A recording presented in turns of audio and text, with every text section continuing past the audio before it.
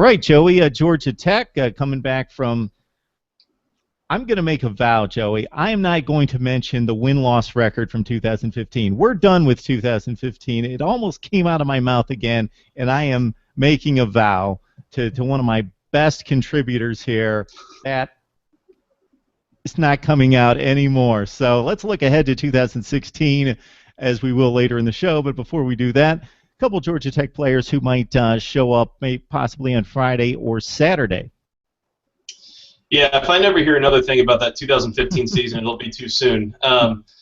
Two guys to watch for Georgia Tech in the draft this weekend mainly would be Adam Gotsis, the defensive tackle, defensive end combo, as well as DJ White, the defensive back, probably a corner. Gotsis a little higher rated, could play either a 4-3 defensive tackle or maybe a 3-4 defensive end spot.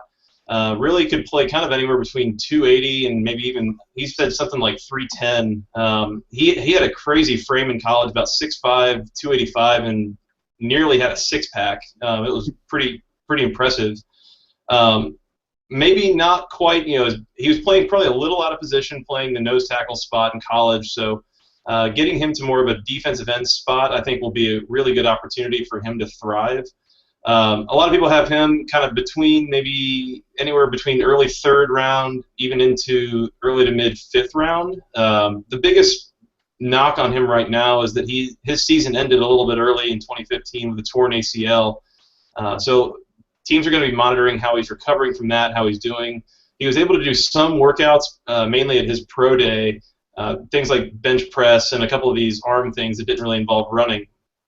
But a guy who's going to interview very well, like I said, very good physical stature, should fit that role very well for a team.